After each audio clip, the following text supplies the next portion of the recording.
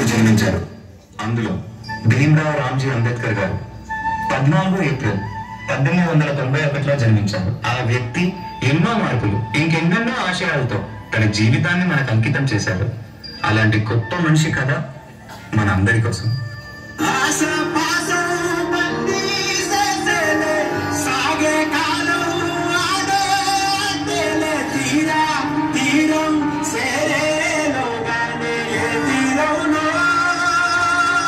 నమస్కారం మాస్టారు. పిల్లలు, ఈ ప్రశ్నకి మీరు ఎవరు సమాధానం ఇస్తారు? నేను చెప్తాను మాస్టారు. భీమరావు, ఆగిపో. నువ్వు ఆ బల్లాన్ని తాకితే దాని వెనకాల ఉన్న మా భోజనం మాయమైపోతుంది. నువ్వు కూర్చో. నువ్వు వెళ్ళి రాయి భీమరావు.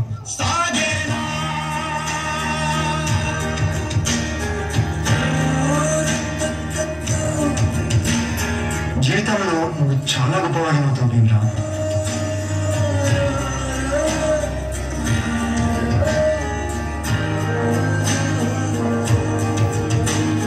నీ వల్ల మా భోజనం మైలైపోయింది. ఇది కూడా నువ్వు పెట్టిను.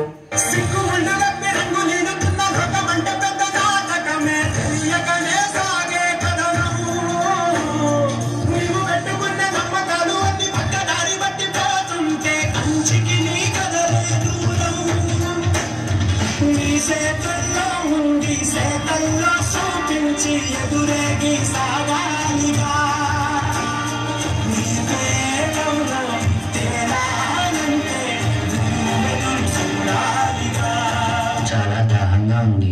తాగడానికి మంచినీళ్ళు ఇస్తారా? నీలాంటి వాళ్ళకి అదిగో ఆ మురికి నీళ్ళే, వెళ్ళి తాగు.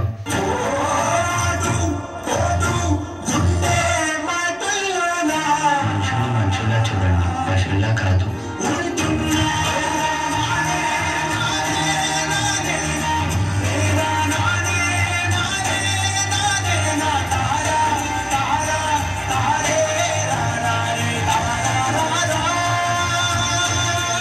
నువ్వు ఎవరికీ తల వంచకూడదు. నీ చదువు నీ మార్గం కావాలి, విజ్ఞానమే నీ ధనం కావాలి. నీ వాళ్ళ కోసం నువ్వు ఒక దీపంలో నిలవాలి. నీ కృషి, పట్టుదల, దీక్ష మన భారతానికి రాజ్యాంగం కావాలి. ఇప్పటి నుంచి నీ ఇంటి పేరు నా ఇంటి పేరు అవ్వాలి. అందరూ నిన్ను అంబేద్కర్ అని పిలవాలి. సరేనా భీమరావు?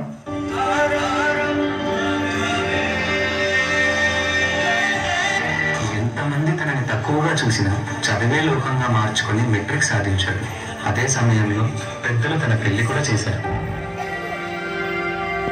సాయాజీరావు గైక్వాడ్ అనే మహారాజు సాయంతో విదేశాల్లో చదువు పూర్తి చేసి ఎన్నో గణితలు సాధించి తిరిగి వస్తారు.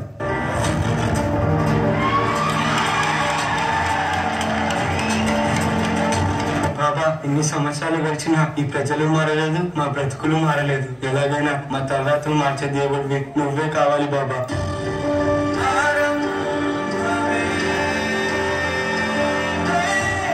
నా ప్రజల కోసం ఎంత కష్టమైనా పోరాడతాను.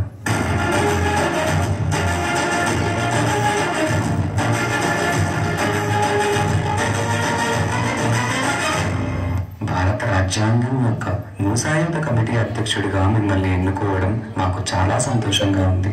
ఇన్నేళ్లకి నా ప్రజలకి, నా దేశానికి సేవ చేసే సమయం వచ్చింది. భారత రాజ్యాంగాన్ని నిర్మించే అవకాశం నాకు దక్కింది. దీనికోసం నా ప్రాణాలు అర్పించడానికైనా సిద్ధంగా ఉన్నాను.